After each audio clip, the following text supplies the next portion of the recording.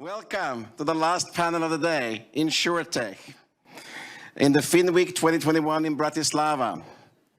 I would like to thank our partners who made this event possible first. So Tech Events, Tech Summit Events are thanking the Embassy of Israel in Slovakia, the Ministry of Finance of the Slovak Republic, National Bank of Slovakia, 365 Bank, Binance, Visa, Fumbi Network, Oracle, Embassy of the Slovak Republic in Washington, D.C. And we have expert guarantee for quality by FINAS and the Fintech and Insurtech Association in Slovakia. So we also are using Slido during the conference, hashtag Finweek. So if you have any questions, you can anonymously put them on my iPad up here. We also in the lobby have information about B2B network app, swap cards, etc. Now, it is my pleasure to introduce our keynote speaker to begin with. Our keynote speaker,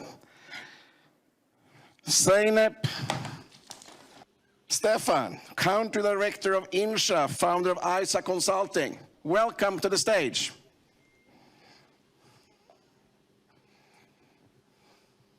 It's great to have you here. Thank you very much. Thank you for the invitation. And so sorry that this is the last presentation of today. Last but not least, I'm Zeynep Stefan I'm the country director of one of first financial and ethical financial services provider based in Germany, and also a risk director of a venture builder based in Istanbul and has strong roots in Bahrain as well. And I'm today here for defining the new framework of Insurtech, and what is the component, what are the details behind this framework, and then I would like to answer if you have further questions about what's coming next in insurance area. Not just insurance as well, also insurance and reinsurance together. I prepared some key takeaways that I will touch during my speech. That I'm sure that these points will share insurance and reinsurance very deeply. First, as a sustainability officer of a very reputable organization, I believe that sustainability will be new orange for all financial industry, not just insurance, reinsurance, and also for banks and the further. Right now we are waiting for the further steps also for ECB, from ECB, also for EIOPA and other stakeholders and supervisory authorities as well. And following months, maybe following years, we will have more sustainability issues or sustainability frames that we have to embed it. And we have to upload to our processes. And this sustainability is a key issue for me because first, it's something that you cannot leave on paper. If you give a promise to your customers, clients about sustainability, it should be audited, and the supervisory authorities will be here for auditing your processes with sustainability point of view. And the second one is something that a buzzword, and it's not so easy to understand what is sustainable, what is not. And I'm sure that everybody has its own definition for sustainability. And also for sustainability, I will touch to another point that it means that ESG, like environment, social and corporate governance, that I think that this is another shaper that will change insurance and reinsurance industries definitely. And these two words will be our new indicators, performance indicators for understanding if a product or if a company, if a process will be efficient or not, will be profitable or not, etc. And all these issues also will be shaped by on blockchain area.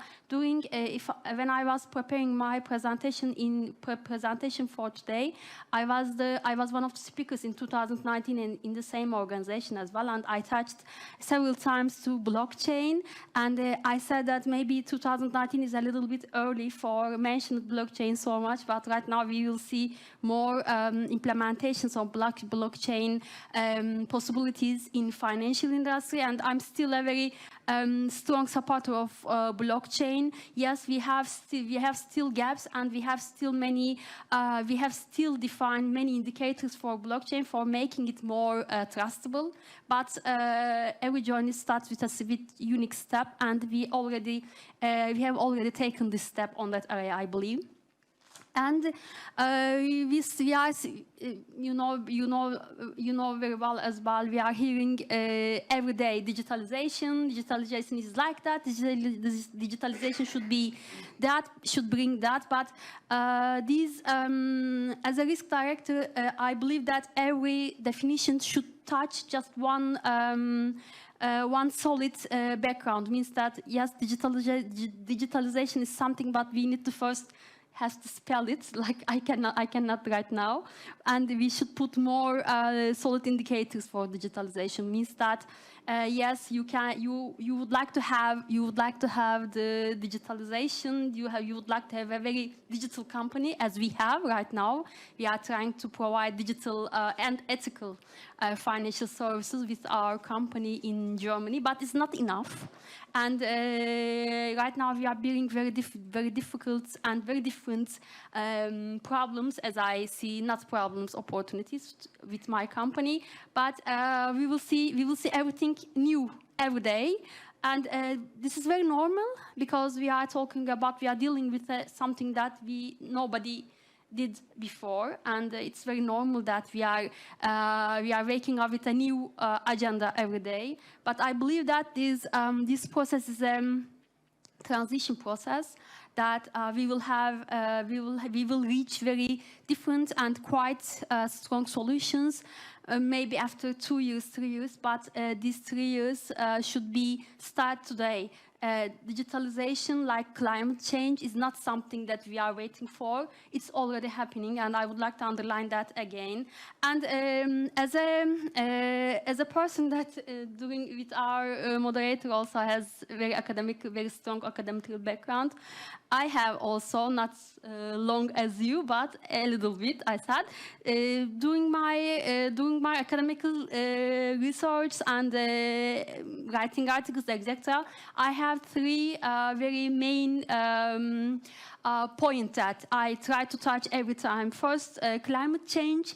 The second one is protection gap and financial inclusions. And I believe that are my responsibilities on risk management, compliance, and sustainability is very strong that support these 3 very key issues.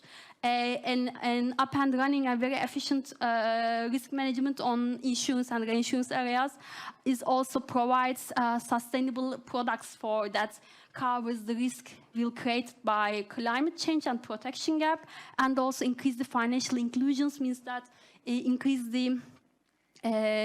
the financial coverage of products, the conversional sites products, and brings very personalized and basic solutions for the people that they cannot find enough solutions for their financial needs.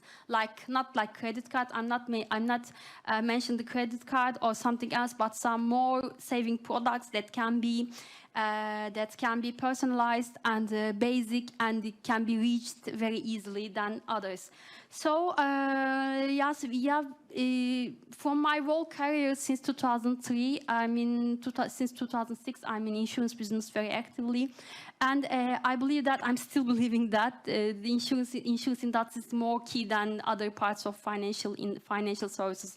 A country can live without banking systems, but a country cannot survive without insurance and reinsurance functions. This means that we need to bring more innovation on that side for insurance and reinsurance industry, not just for decreasing the protection gap or increasing the penetration, but converting it future of a country, because you can continue without banking operations, but you cannot continue with insurance and reinsurance industries, as I said. So actually, this is my as an introduction. This is the main points. Now we'll start the panel debate. So I'm waiting for my panelists that will be on the screen here, because they could unfortunately not make it to Bratislava this time. Hopefully they can make it some other time for some other Finweek. Oh, here, I see them on the TV, but can I get the screen here behind as well? Perfect. Hello, Sergej, can you hear me? I can hear you loud and clear. Perfect, Sergej. You have a chance to introduce yourself to the auditorium here. It's great to have you on board. Thank you very much. There's a little bit of an echo, but I'm going to try not to get too distracted by that. So I'm Sergej Tolz. I'm the COO of KASKO, which is an insurtech business that's been running for about 7 years now. We've basically been helping insurers, reinsurers, MGAs, and insurtechs around Europe and in North America with everything on their digitalization journey. We started out as a B2B2C business that focused on the embedded insurance in the affinity space, trying to find alternative distribution channels, getting them to cross-sell and upsell different insurance products. And then essentially finding an insurance provider that would provide the capacity. We then realized there was huge value in actually helping insurers to launch their own digital products in all their different distribution channels. And then from there, we basically started offering our platform as a SaaS solution, essentially enabling insurers to create products, reach new distribution channels, and upgrade existing products by pulling in third-party data sources and services. And now we've kind of gone 360 a little bit. We are working more strategically with insurers, actually helping them with their embedded insurance strategy as well. And more broadly than that, we're kind of also going into partnerships with specific players who've kind of got experience with having launched things like the Switch product that WeFox used to gain 300,000 policies in the space of just 2 years at a combined ratio of better than 10% than average in Germany and Switzerland. And we're kind of bringing that solution as an MGA model also to an audience of insurers who want to kind of replicate that success to some extent. Thank you, Sergej. And our next speaker is Elusio Zafar, Alcalde, CEO and founder of TAXMAP. Welcome on board. Good afternoon. Can you hear me okay? We hear you well. Fantastic. Yes, I'm the founder of TAXMAP. We're an e-invoicing and tax platform that specifically works with providing liquidity and working capital for SMEs, as well as basically creating an insurance product around their tax filings to build out a credit rating that they can take across generally the European Union. Thank you. And then we have our last speaker, Erika, Krizsan, Managing Director, Insurance Factory from Austria. Welcome. Hi, everyone. Welcome from my side. I'm very sorry that I'm not here in Vienna or in Bratislava, because today I was sick and I don't allow it for my doctor to come to Bratislava, because I like Bratislava. I worked more than 5 years in Bratislava, and I hope that I'm here today. But from my side, I'm sitting in Austria, and the Insurance Factory Innovation Store head insurance manager to create new business models. So we are using the technology, and we are asking what does it mean for an insurance business model. And like an innovation workshop, we are creating new ideas, of course, with startups and students. And this is very interesting to use the technology and to reduce costs, to develop new revenues. This is the main part of the Insurance Factory activities, and once per year I'm organizing in Vienna the Insurance Innovation Day as well. And I like innovation and I like insurance. Thank you. Very good. Thank you, Erika. We are diving straight into the discussion if we don't have any questions, remarks, or comments to begin with. So my first question is, what will fintech do for insurance? It's a very broad question. Who would like to make some comments on this question to begin with? Should we start with Erika, actually, since you were the last speaker here and you talked about the importance of changing the business model? Yes, you know, in the last time, I think in the last 10 years, I'm working with insurance. And in this time, it was not usual to call insurtechs. It was in the beginning of this journey, we had only, for example, fintechs. And after 5 years or so, I can say, or in the last 5 years, we are speaking about insurtechs that developing very interesting business model to help the insurance industry to grow. One side, of course, in a value chain, if you are looking which part of the value chain working insurtechs, I would say mostly in the distribution. So it means that selling better insurance, selling efficient insurance procedure. And from other side, of course, if you are looking the whole value chain, it's underwriting or in the marketing, predictive analytic, in the claims management. We have very interesting insurtechs in the last 5 years, I would say. And from other side, it's the new developing, if the insurtech developing like a digital insurance. And every time, and last week, I think GetSafe got a BaFin license in Germany. How can we develop the insurtech from a startup approach to a digital insurance? And this is, I think, it's very interesting developing. As you see, for example, the investment part, last year, it's a $7.1 billion. It was invested in insurtechs, and this year, only in the first half years, more than 7.4 billion. So it means the investment is very high amount, and I think this is the way how can we help for the insurance industry and how can we develop new ideas, because we have some challenging in this industry to solve as well. Thank you, Erika. Anybody would like to comment? Yes, perfect, Zeynep.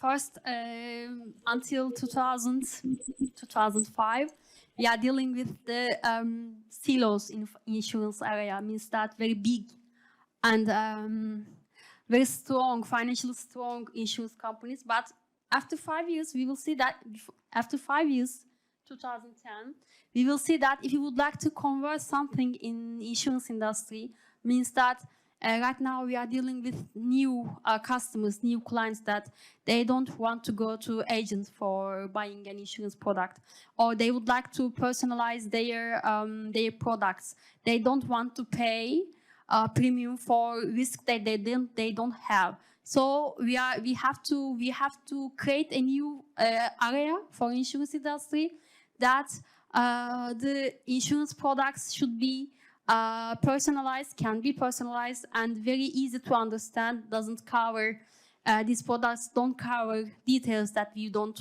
want to read or understand, and it should be reached very easily.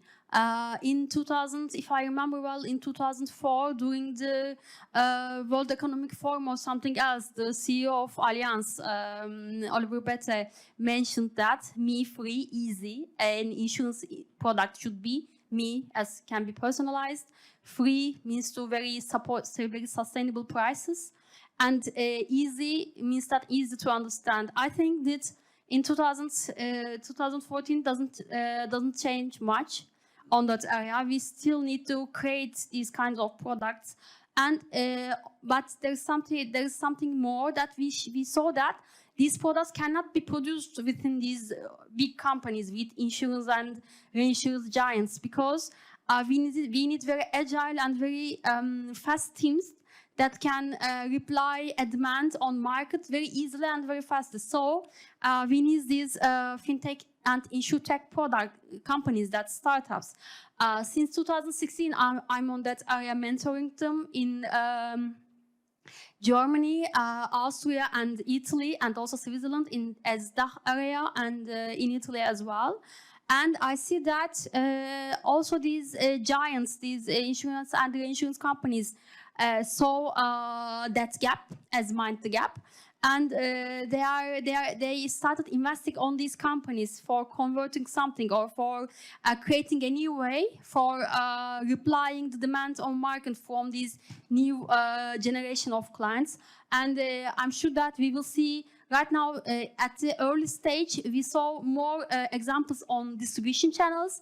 But right now, step by step, as Erika mentioned, that the other parts of insurance value chain, we will see more and very different ideas that can be convertible to insurance products or not on that area. And I believe that we will see more investments on that area, that these giants, these insurance and reinsurance companies would like to buy these startups or would like to invest on them.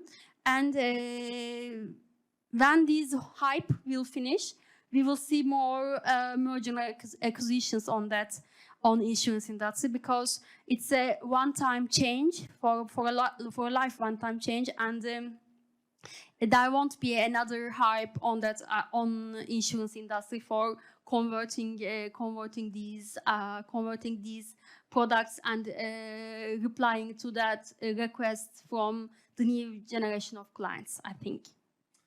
Thank you. My question is mass customization the future for insurance? Who would like to say something on that? Who's working directly with customers, maybe? Sergej.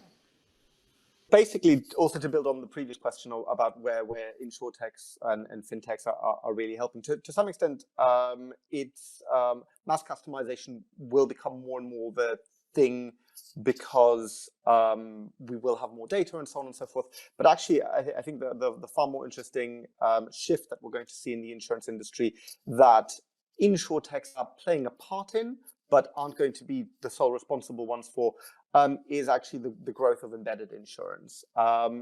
Insurance traditionally is an incredibly intermediated sector where, now people go direct to consumer on their own website and so on and so forth. But traditionally, it's been through broker channels, it's been through agency channels, it's been through price comparison sites.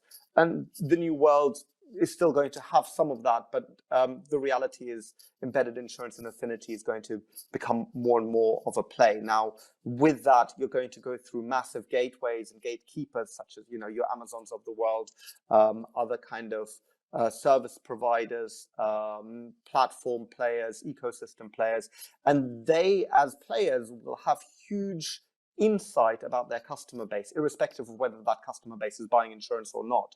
But because they are going to be these huge gatekeepers, they'll be able to put quite high demand on their insurance partners, and they will expect their insurance partners to essentially provide quite tailored, quite useful products for their customers, because they, as the gatekeepers, already have a lot of very useful products for their customers. So I do believe that there'll be a huge growth in that mass customization bit, especially when looking at the embedded insurance space, which will have just a lot more access and more data.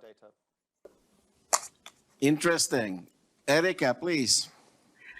Yeah, only one add from my side, that of course the main question, how can we use the technology to, for example, from the point of view detect and repair, to predict and prevent? Because I think it is from the customer point of view, it's very important that to reduce or damage, to use the technology. And of course, this is important for insurance as well, because we have to have decrease the cost from the low claims cost, because it will be in the future, if you have loss cost, and of course with the possibility to a higher profit. And I think in the long perspective, we have to invest in the technology, to use the technology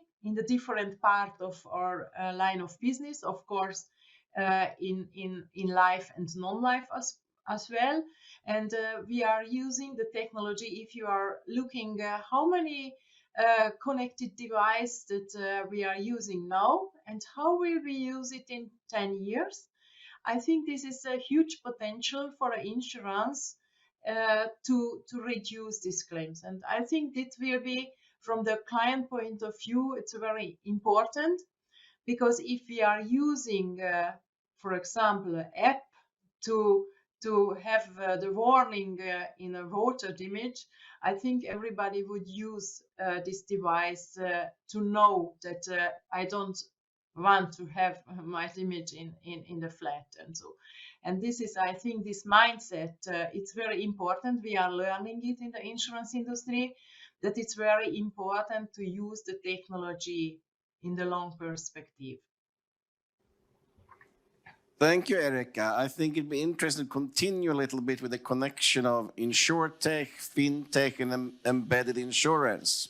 Anybody would like to spin a little bit more on how basically technology is supporting embedded insurance? Sure. Yes, I can jump in here. Sorry. I mean, fundamentally, it's going to be access to data and who provides the biggest volume of data at the same time. And that basically is going to be coming down to figuring out what policies are going to be basically tailored to customers going forward as well. Now, obviously, e-commerce is going to be very different to basically transportation, and those metrics of measurement are going to be very variable at the same time as well. But fundamentally, what we're looking at is basically tailoring the data flows into basically the embedded insurance at the same time, as Sergej said. And that's pretty much where we're looking at partnerships and basically working with bigger organizations to funnel that in going forward. Zeynep, please. Actually, I recently wrote an article about embedded insurance, so I made a quite deep research before that article, and I saw that I made a link between embedded insurance with the behaviors of our clients' customers, because insurance is not a product that you go and you buy. This is something that an insurance company sell to you. Means that you don't request, you don't ask, but if somebody brings on the table, you would like to have, because it's a coverage. So embedded insurance is something that is a new tool that we can use for increasing insurance penetrations and also decreasing for protection gap. Because as a human, we don't want to think more about the risks and the accidents, etc., because of our positive vibes, but these things are already in our life, and we don't know what will be next for the next hours or next day. So if the usage of embedded insurance will be expanded, and we will see more implementations, different way of implementations in embedded insurance, we will buy insurance without knowing we buy an insurance. There are several implementations of that. For example, when you go to a store for buying an electronic devices, they also provide a coverage to you. It's an insurance. And they said that this is embedded into the price. So you will pay, for example, you will pay 2,000 for an electronic device, for example, a smartphone. They will provide you without any extra cost. They will provide you coverage that continues with 1 year, maybe. This is an embedded insurance, and they don't say enough details to you, because this is a part of the services they provide. If we will see more implementations, more examples like that on markets that started with electronic devices, or maybe we will see more on our daily lives. For example, I'm here, and most probably I don't have a coverage for being here if there will be any accident. But I have my coverage that's from my company. But for this venue, for this occasion, these events, we don't have a very specific coverage. But if the organizer will make an agreement with an insurance company and said that I have, for example, 100 guests, and I would like to provide a coverage to them, an insurance product that will protect them against any accident and injury here. So this is a kind of embedded insurance, and we don't know. We have a coverage like that. I believe we will see embedded insurance will be more easily with digitalization, with more digital processes, because embedded insurance are kind of deals with high operational cost, and if we will decrease these operational costs with more digitalized and more efficient processes, we can implement more products on markets, and we will see very different examples on very different area of our lives and business operations as well. One follow-up question. Who is actually the final customer of embedded insurance? The one who sells the electronics, or the customer bought the electronics? Because I can see the embedded insurance can be usually tailor-made for the retailer. For the final customer in this case, just my comments to the embedded insurance. So in one way, embedded insurance is not very customized. Either the customer have it on the electronic product or they do not. On the other hand, the retailer has lots of customization, what cover they want to have and what risk they want to cover themselves. That's how I see how this can be customized. It should be B2B, of course. That's a very good question. Yes, B2B, but before we didn't see enough embedded insurance products, because as I said, the operational costs are very high when you make everything manually. But and if you can handle the data of your customers with it, we are touching right now the big data management, and understand their needs very specifically, means that customer needs that coverage, another customer with another coverage that we are not dealing with. So it will be more easy for seeing many very different embedded insurance products. Thank you. Yeah, okay, Erika and Sergej. We start with Sergej. He was waving at me first here. It'll also depend very heavily on the type of insurance product it is.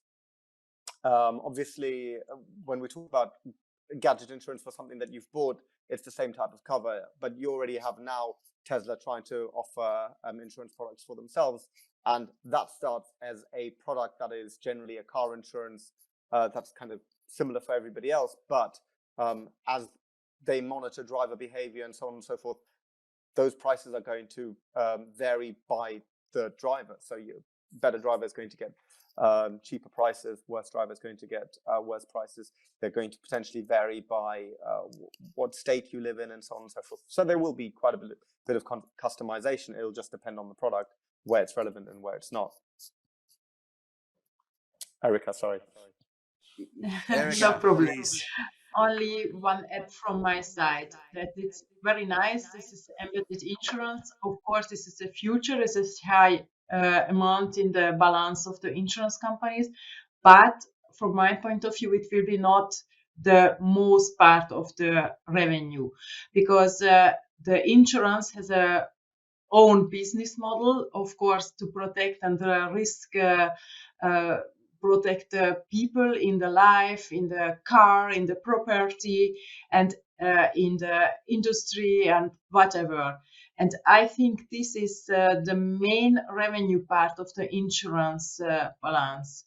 And it will be, of course, through technology and through new risk in climate, in cyber risk, a lot of possibilities in the main part of the insurance product landscape, as possibility to develop new product landscape. And of course, embedded insurance is nice to have, and it will be increased.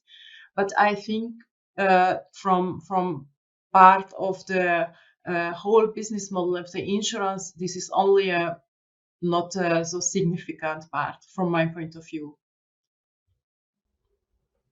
Thank you, Erika. My spontaneous comment is that, of course, the lion's share of insurance will always be the risks we have to insure. Our brand new cars, our life, our mortgages and property and such things. I mean, most people can afford to lose a phone. It's not the whole world. But if we got some cheap embedded insurance in it, it might feel a little bit better that day when the screen cracks. And it can be a profitable niche product for the insurance industry. That's sort of my spontaneous comment, being an outsider and not inside the insurance industry.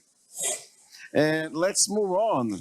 What do the users want from InsurTech innovations? Now I'll talk about the user here, both B2B and B2C. What do the B2B users want from the InsurTech innovations? We start with B2B here.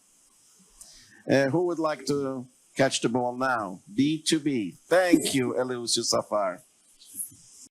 So one of the challenges that we're finding is how do you build trust across borders on a B2B supply chain? And that's one of the variables that we've been basically focusing on ourselves, is that how do we build and update a new kind of credit rating that's moving with extra data, embedded data at the same time as well with different platforms.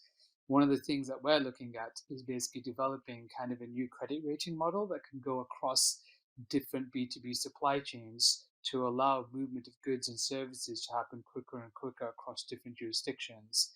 I think one of the variables that the insurance industry needs updating on is basically building out a new kind of credit rating for the industry at the same time that's basically buying policies going forward. And that's one of the things that we've been trying to work on specifically and innovate around InsurTech, is not just basically on the insurance side and on how to basically present a premium or a sale of an insurance product, is how do you build out a credit rating so that it can be trusted by a third party in the supply chain as well.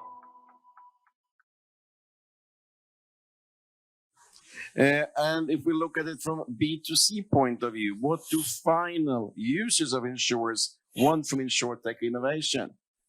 Final, the insured people, the people have something to insure. What do they expect for innovation in InsurTech? I mean, I'm a customer. I have some expectations, but what do you people inside the industry think of this? I mean, if I may, I think the reality is people are just completely disengaged from insurance. So other than inside the industry, and I mean, we've talked about some B2B solutions, so improving how you can sell, improving processes. The end customer ultimately wants to be as little involved in insurance as possible. I mean, that may change down the line. Erika already touched on moving from repayment to prevention and so on and so forth. And down the line, end customers might think about this as being a wonderful thing. In reality, 99.9% of the human population right now will be completely disengaged about what innovation InsurTech might bring. All they'll care about is, can I get it easily and can I get it cheaply? And whether that comes from incumbent insurers or whether that comes from InsurTech players, they'll have very little thought about, I think, to be honest. Okay, so basically easy onboarding, low price, and what about the claims? That's also the important part. Some customers will have claims, so it's not only about onboarding and price. May I put Zeynep, my please. May I put my perspective on that, because I already write down that, because when we are talking with actually from my side there aren't any so much differences between B2B and B2C on that point. And when we would like to discuss about what users would like to have from InsurTech innovations, we start very sustainable products, sustainable prices, and a very different coverage, because I'm really thinking much about this current thing, because right now when I was in the insurance industry since 2006, and actually since 2006 we don't have very different insurance products, unfortunately. And I would like to see more differentiated and more with small range means that not covers everything, but covers everything that risk that I have, and that makes also the products more understandable and with more sustainable prices. That means that you won't pay premium for a risk that you don't have. And from my side, insurance innovators, insurtech innovations should bring on market more easily understandable products, very differentiated risk mapping that will answer just my questions, not every questions on market, on industry. And it should be very easily, without any aggregator, without any distribution channel. I have to reach that product very easily on that time that I need, every time, anytime. So these things should I'm sure that Insurtech will bring these new standards on market, maybe tomorrow, maybe next year, but they will do so. We already have lots of this available with artificial intelligence and chatbots that can direct the customer in the right direction. So there is a little bit of flexibility, but I agree with Zeynep. In many cases, it's one size insurance fits everybody. You go online, you click a few boxes, and either you get the executive package or you get the standard package. That's pretty much how it looks like in most of the companies today. And that is something that we maybe will be able to change with better technology. What do you think, Zeynep? Yes, of course, I totally agree with you. Right now, we are waiting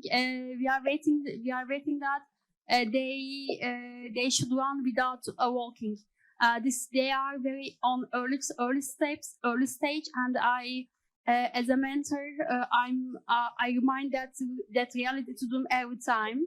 It should be not step by step, but phase by phase. Means that they don't have to be slowly, or they don't have to be expand everything slowly, but phase by phase. First, we are as a very early stage. Right now, they are trying to change something on distribution channel because it's the easy way. As a payment systems, how the companies focus on credit cards or payment options because it's easy way also. So they started with distribution channels as a very easy implemented, very easy to reach. But right now they are trying to expand this interest on other steps on insurance value chain. Started with underwriting and then marketing and sales activities, and you specified the claims as well. We will see more very different claims implementations on the market, and with asset management, we will see also very different asset types. Right now, we have just insurance investment options, but we will have more investment options that link to insurance industry that also provide these funds for putting very different products on the market as well. So it's a cycle, and we are on the very early stage, but I'm very optimistic about the future on that point. Thank you. I think, Erika, you might have some comments on this from the insurance factory's point of view. Yeah, I would say we have a lot of great solution from the Insurtech side. Of course, if we are looking, because you mentioned the claims approach, for example, we have a very great AI solution, artificial intelligence, for example, and from the point of view from the client, this is very important to understand. If I have a smartphone, I took a picture from my damage, and in 3 seconds, I have the information. This damage is €1,000, and the question: do you want to have it in your bank account? I think from the client perspective, this convenience and this solution to use the technology, this is huge. This is very important. Or from other side, if you are using variable tracking your lifestyle, and for example, if you are using or if you are doing sport every day and you are collect the point, and you can have some additional goodies or so. I think this is that engage with the people in the future and thinking in the ecosystem, in the health, for example, or in this area. And I think we are using a lot of great technology or in the health tech area. If we combine the insurance health tech, and how can we give for our clients to live longer and healthier. And this is, I think, the responsibility for the future from the insurance industry as well, to use this technology. And we have this technology. The question is in which part of this value chain we are using. And it's the question, is the insurance industry using? They want to understand this prevent perspective or not, because I think we are in the beginning of this whole journey, but we are using really great technology. And as I mentioned, this is important every part of our life, to use this perspective of the insurance industry. And this is important to understand. Thank you. So automation of claims, using AI, fraud detections, and such things in the claims management software, is that the future? We have a few insurance techs unicorn, and I guess most of you heard about Shift Technology, which is a Paris-based company, and they're working relentlessly with AI and fraud detection in their claims management software. Is that the future for all insurance companies, to trying to automate this process, but at the same time having good due diligence over customer claims to avoid fraud and similar? And I guess WeFox, with managing policies and quotes, more as personal liabilities and household insurance, are interested in these things as well, Sergej. Would that be correct? Absolutely. I mean, I think it will always depend on the type of insurance and the insurance carrier. Obviously, you'll have some insurance products where it's not about fraud at all, where it's going to be about risk prevention. So, sensor data and so on and so forth, and making sure that things don't happen beforehand. These kind of things can also be used in parametric insurance, where you have an external trigger. Therefore, again, there is no fraud. It's just about paying out automatically. But for anything else where there are claims from individuals or from companies or whatever, deeper work with AI technology, with fraud prevention technology, is going to be absolutely critical for everybody. Now, to some extent, it'll depend a little bit again on segment by segment. You've got the motor space where you've got like a huge divide, for example, between things that are regulated in still a very traditional space. You have other cars where you have like telematics solutions installed, and therefore, as the insurance company, you might have a whole bunch of extra data on that that'll give additional information on fraud. And then you have there, even a step further, people going into the future where it's self-driven cars, and again, it's going to be much less about fraud, because you'll have complete insight into what happened from beginning to end. But in general, machine learning, fraud detection, AI is all going to play a critical part in large swathes, although not in all parts of insurance.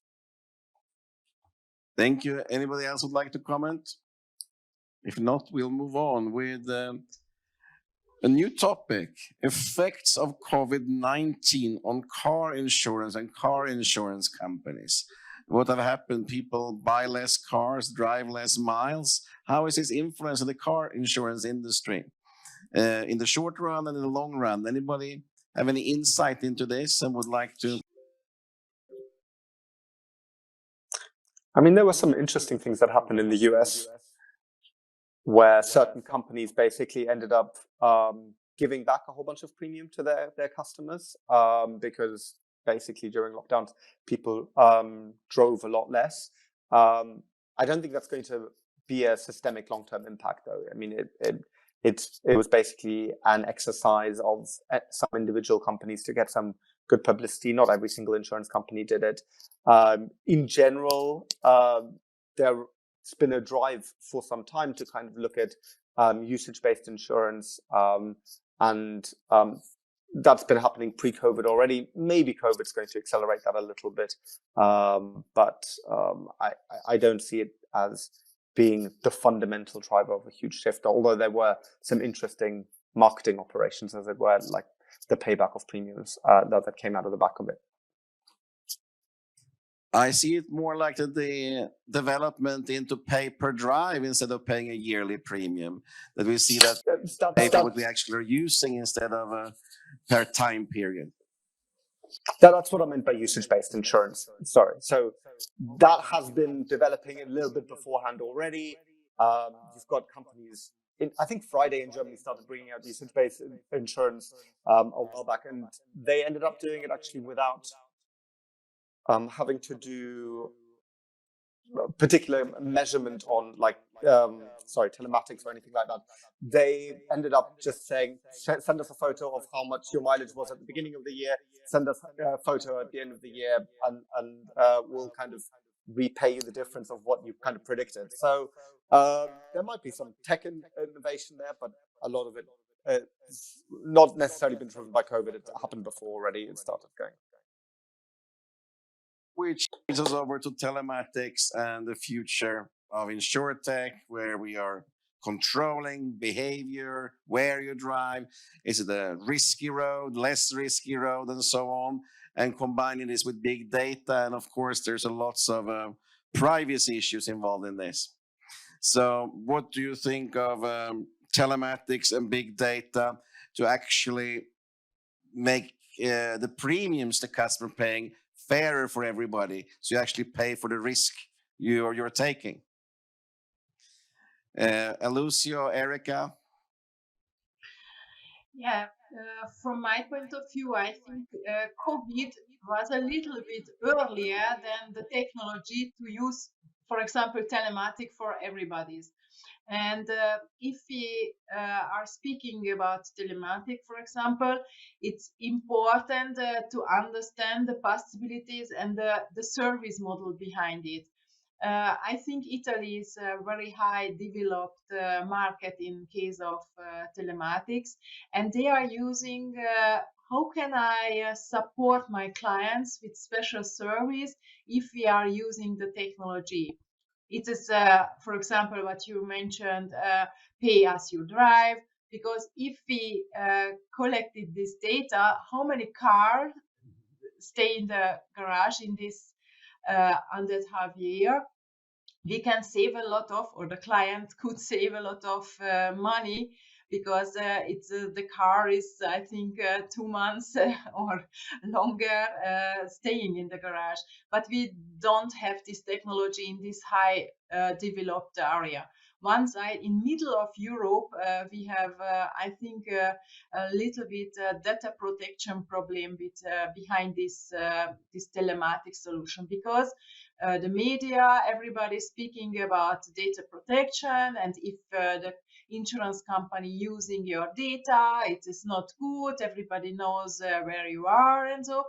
But if you are using, yes, you have telematic and you have an accident, for example, and you can use immediately, for example, the call to emergency. And so I think this is that behind that. Especially as I mentioned in German-speaking region, we don't have really much support from media side. We don't have really support from government side. We have currently only the data as question. But if we are using the data, of course, we collect the data, because this is important to know it. But if you are using the same approach, for example, in China or Asia, they don't think so much about the data. They think, how can I use it for my clients to use this service?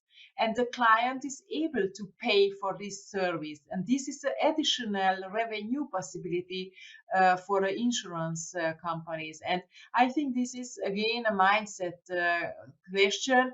How can I use the technology to create a better service for my clients? And so long that we are thinking in Europe, and especially Middle Europe, about data protection is very important. It's of course, but the other side, how can we support our clients in case of convenience, save cost?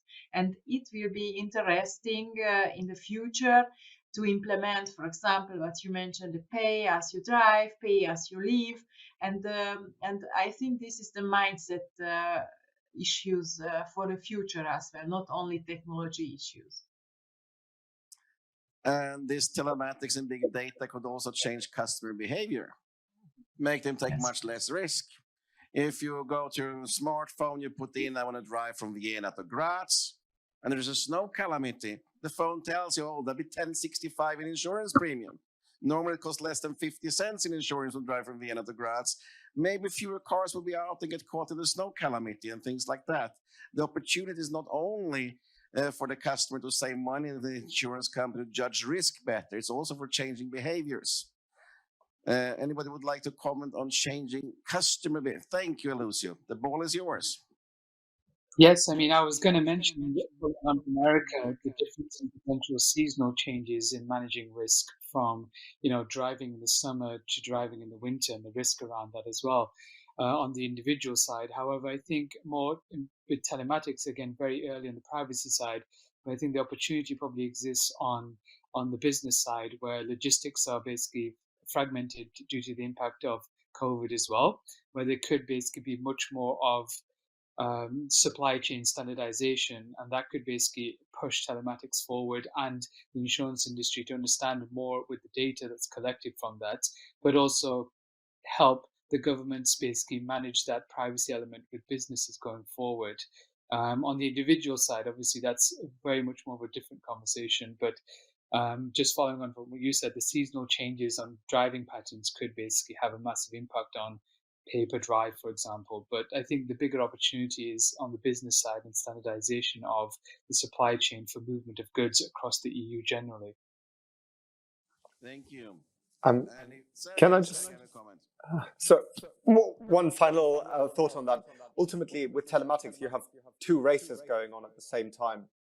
On the one hand, you have what you talked about, the behavioral change that's going to that's taking place, and are people comfortable sharing that data and so on and so forth, and will that lead to them changing their behavior?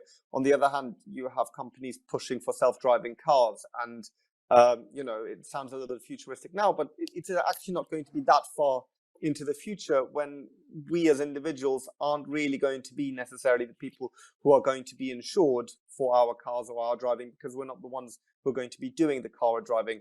So the reality is, whether the behavioral change will happen fast enough to actually have an impact or not is one question, and how long that impact would actually end up being is another question, because actually sooner or later the whole of car insurance is going to change entirely with self-driving cars. Very good comment. Now we have a question from the audience that Zeynep would like to answer here. The question is about the future of financial advisors and insurance agents in a digital world. I think it's a very deep question, because it's touching very different points on the industry. But yes, we are right now talking with an industry without intermediaries. Means that low operational costs and very sustainable sustainable prices, and it can be in a world without intermediaries. Right now, intermediaries is a phase of increasing the cost of these services, unfortunately. But from my point of view, we will have intermediaries and financial advisors and insurance agents in the future as well, but with a very, very different form. They will be more about shaping coverage of products and shaping the demand from the customers, and these demands will be forwarded to insurance and reinsurance companies via these advisors. So they should be more aware of the nature of insurance, and they can see the cross-selling options among products, among industries, and can smell what's coming next. And if they can realize that they will exist. If not, they will be the other side of insurance industry. But at that point, I would like to touch also one very important point you touched.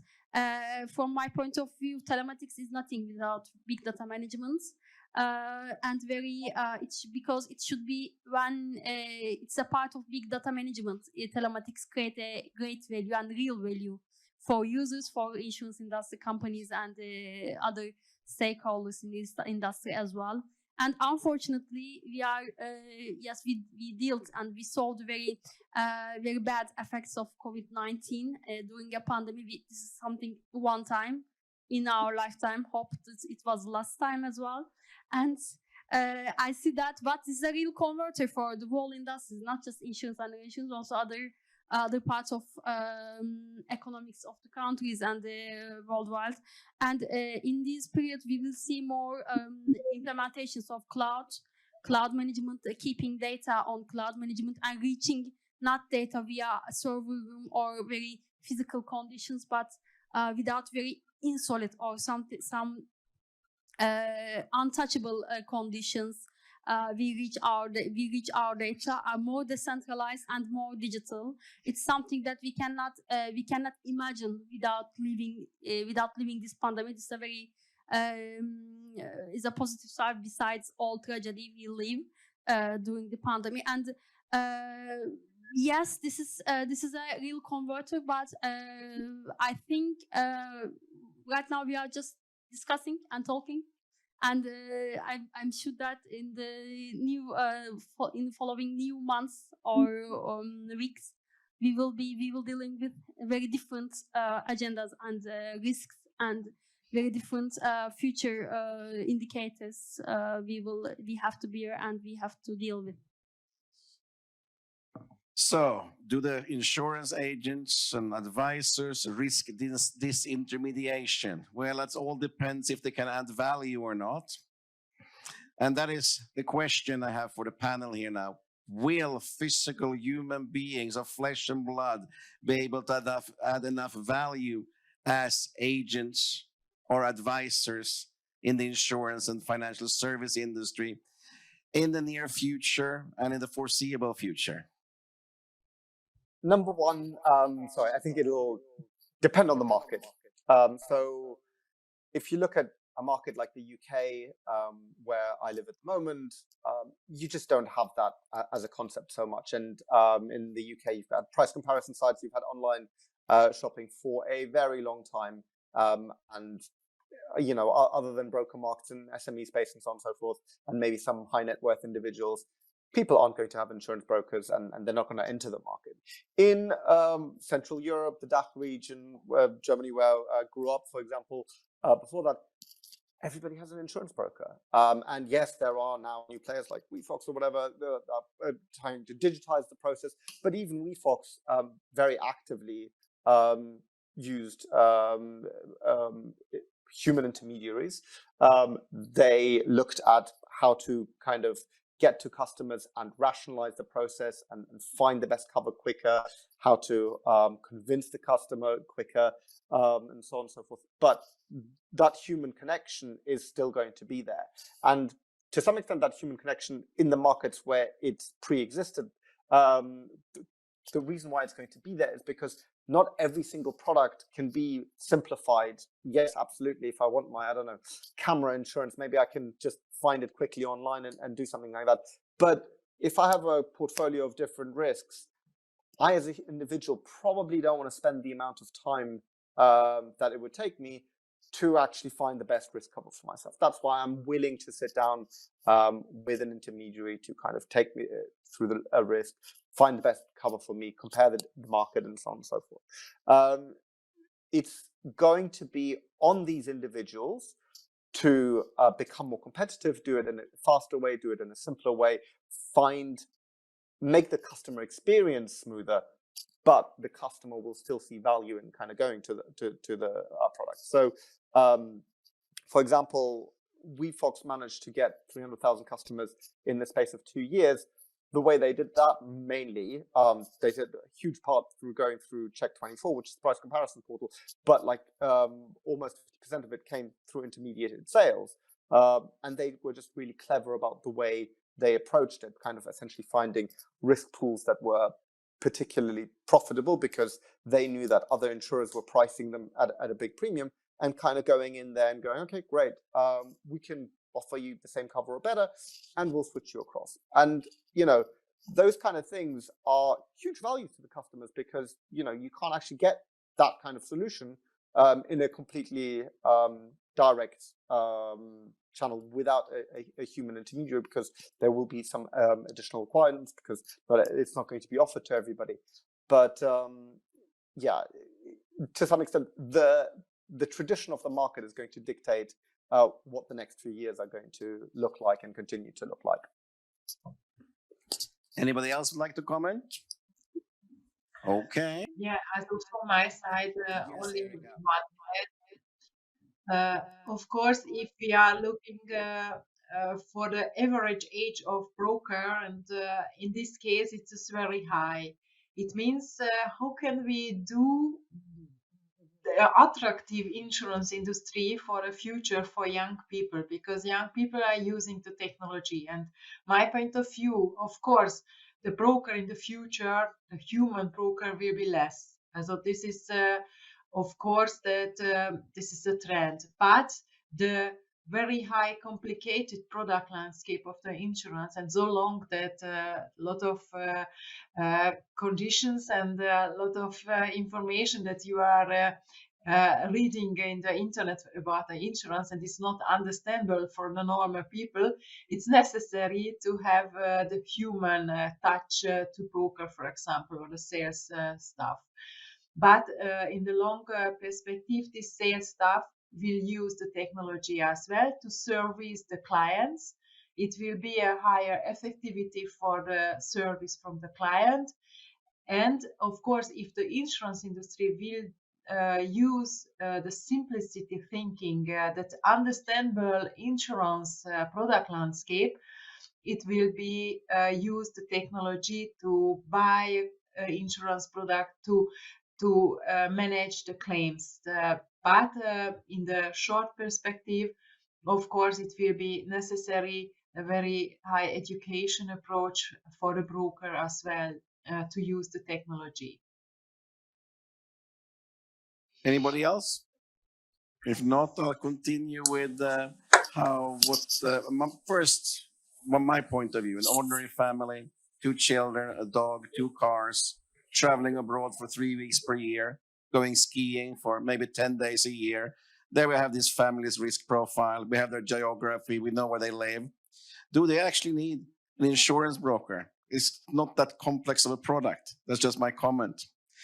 Secondly, for more complex products, we have mirrored worlds and the power of a digital twin. So in theory, in the future, people will have a digital twin, and this digital twin will be able to see what risks the person and their family are facing, and the insurance industry will be much better to tailor-made product toward this digital twin. Do you think digital twins is the future for not only insurance industry, but banking industry and everything for customers in financial services overall? May I? I will do Elusio first, then you may.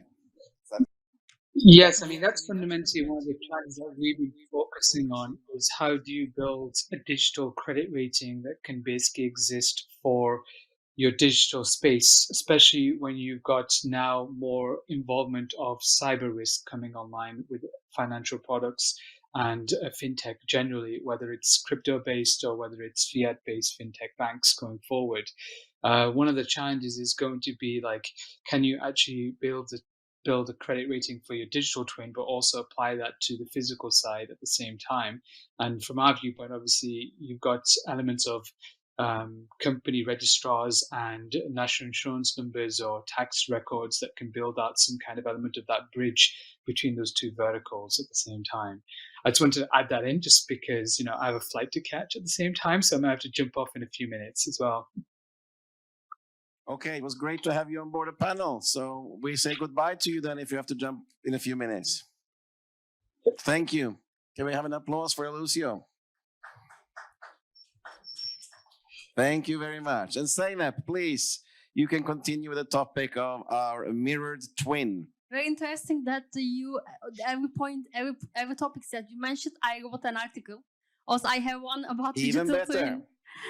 About digital twin, because it's a must for a digital world, not just for insurance industry, also for the whole sectors, whole economic body, because as we thinking we that's digital twin remind us the avatar as an avatar, but it's not so simple.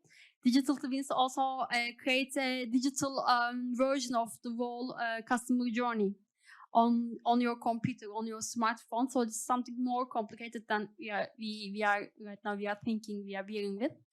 And from my point of view, it should be like that. And we will but this journey should be shaped by service providers, not just companies. Service providers. Right now this is another angle, another window for insurance and reinsurance industries. And one thing that I would like to underline again, that when we were talking about the financial advisors and the insurance agents, we said that we need them for very complicated products, insurance products. Complicated insurance products is not something that we will see in digital world, a digital industry, because a complicated product means that there is something that you cannot understand. Maybe you don't need. So, from my point of view, digitalization will bring that. We will have more products as account, more products, but they will more basic, more simple, and more easy to understand. So, from my point of view, a complicated product that we need for buying them, we need more financial advisors or insurance agents. Maybe they won't be in the new world and the new form of finance, but we will have something else. Maybe they are digital aggregators, maybe they are chatbots, etc., but not the usual form of financial advisors of insurance agents, unfortunately. Thank you. Erika or Sergej, any comments on, or should we continue with a new topic? I guess we continue with a new topic. We've been talking about behavior-based discounting already, and we talked about telematics. We talked about big data, but we have also a few other things. Data explosion from connected devices. In other words, we know more and more about the environment we're working in. We have drones. We have collaborative bots or CoBots. We have autonomous vehicles. It's much easier for the insurance industry to look at the environment around the facility, for example, by flying a drone and see what are the dangers and so on. So the world is becoming more transparent. Is that good or bad for the insurance industry? How will it help the industry to become more profitable? How will it help the clients? I think Sergej is the best candidate for this question. I think Erika kind of touched on one of the super important points here before, which is there's going to be a massive divide between Europe and the rest of the world to some extent, because GDPR and our relatively strict data privacy rules here means that the amount of work that insurers will be able to do will be a little bit more limited than stuff that Johan can do in China, essentially. That might be a positive or a negative. So it might be a negative if companies in Asia and in America manage to work out how to price risk better, and they manage to do that sooner, and then kind of find a way sooner or later to get that into the European market once regulation here eases up. It might end up meaning that actually, European insurers have it a little bit easier because they're not going to have to invest as much in kind of getting a super holistic picture of what the risk looks like, but they're ultimately still limited to kind of the data sources that they have now. I mean, one of the interesting anecdotal things I can talk about is the fact that just because there's a lot of data, it doesn't actually make it immediately much easier to price risk. And we've seen insurance carriers that we've worked with who were super keen to do stuff in the IoT space, building smart home insurance and so on and so forth. Number one, they had to get the customer to actually agree to share that data, and ultimately that involves kind of going into partnerships with IoT sensor device manufacturers who would ultimately act as distribution channels. So therefore kind of the customer agreed to share the data because they initially bought the sensor data with the agreement that they'd get a discount. But then in reality, the price was pretty much the same as it would be normally. It's just the next few years were going to be about data collection to actually build up the model of what it might look like in the future. I think it is the data side of things is going to be much more on prevention. Can we actually, not necessarily that data is going to be shared with the insurer right away, but can triggers be set that essentially you as the consumer can say, I want to be notified that something happened, or I want something to, but I don't want third parties like my insurance carrier to necessarily know all that information. I think in Europe at least that'll be kind of quite different from the other markets like China or Asia generally and the US. Surely GDPR is a hurdle, but do customers really care about privacy, or they just say they care about privacy?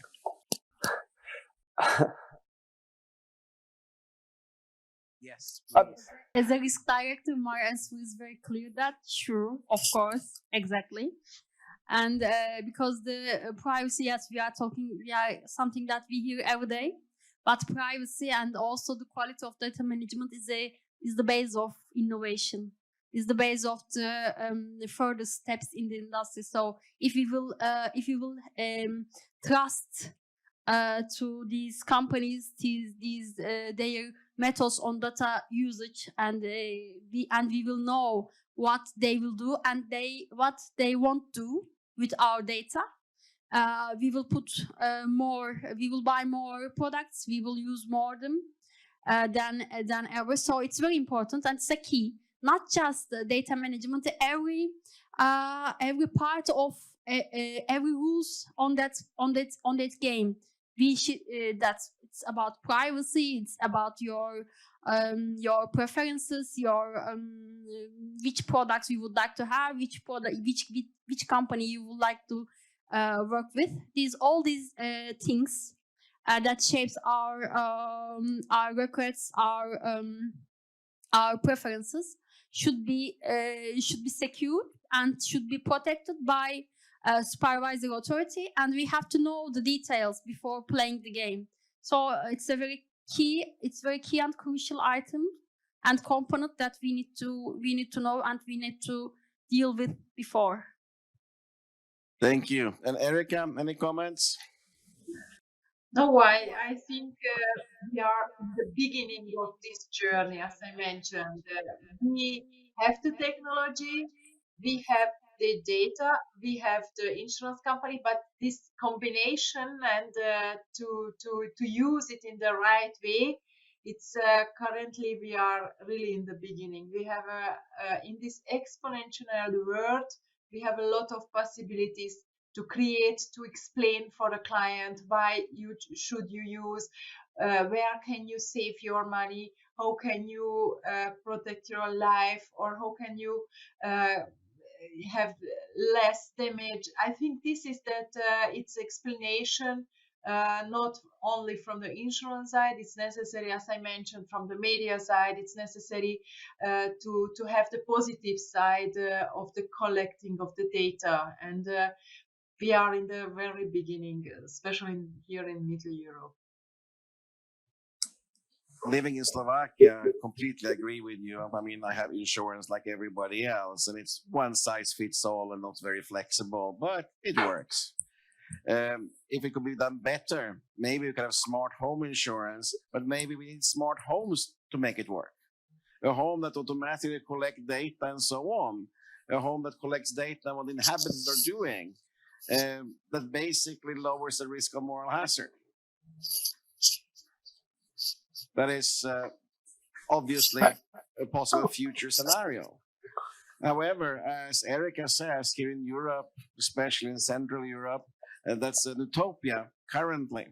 So if we look more into what is reality, what we can do here now, I suppose it's more simpler technology-enabled solutions for insurance company. For example, I read a survey from the United States that by 2025, 95% of all customer interactions will be powered by chatbots in insurance companies. That is something you probably can achieve here in Central Europe as well. What do you think, Sergej and Erika, working in the European market? Is that realistic here to use chatbots, at least in customer interactions, so we don't need large call centers with people who have to catch up on the errand and spending the first 5 minutes of the call trying to find out what happened last? So smart chatbots that can pick up the thread where it was dropped last time. Yes, of course. I think it is a big support for the clients. But currently, as I mentioned, we are in the beginning of developing such a technology. And so long that the trust is not here from the client side, you can develop a lot, you can use the technology, but if this technology is not 100% fit, it will be not a good customer experience. And if the customer doesn't trust to this system, they don't want to use it. But if the developing, and this is important, to invest a lot of money to this technology or to use it in the right way, and you know the insurance is not so easy product to ask a chatbot what is about my damage, and to explain it why the amount not 200 and why is this 100 as I get, and this discussion and the emotion and I think this is that we cannot do in we can do some steps, but not in the high quality. And so long that the chat will be not learned to use the data from the legacy system in a high quality, so long we don't have a trust to this technology like a client. But I think in 5 years, if we are discussing the same topic, we will have some great solution.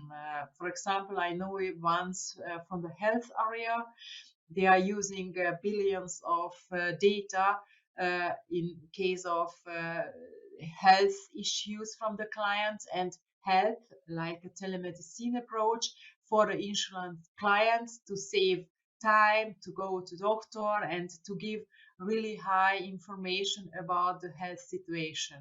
And I think this is very the beginning of this journey, as I mentioned, but we have a lot of to-dos in this case.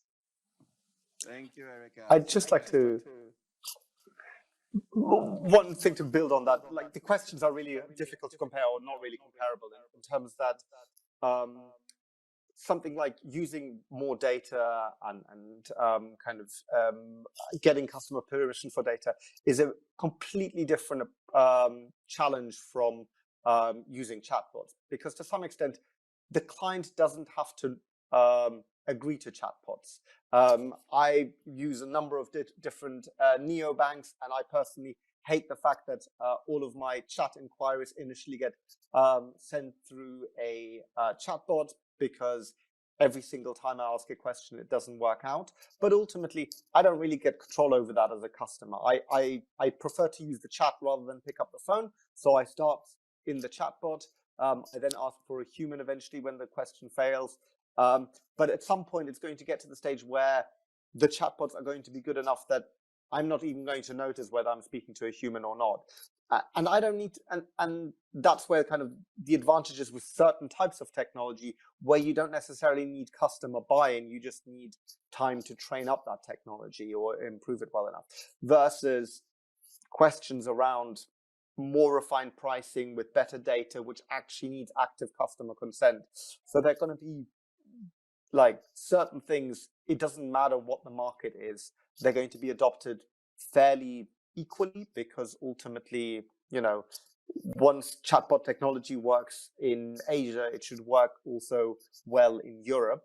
But the question of, do I give permission for that insurer to use these 700 extra data points that in theory they could get access and price me better? That's a very different thing, because that's me actually having to give permission, and that's where the cultural kind of element plays a much bigger role. True that, Sergej. Giving the permission is one thing, using the chatbot is something else. And so far, I have not seen a chatbot being even close to pass the Turing test. So they're still not that great. You realize very early you're not dealing with a human being. And also, Zeynep would like to comment on this question. Then we have one more question before we round off this panel discussion for today.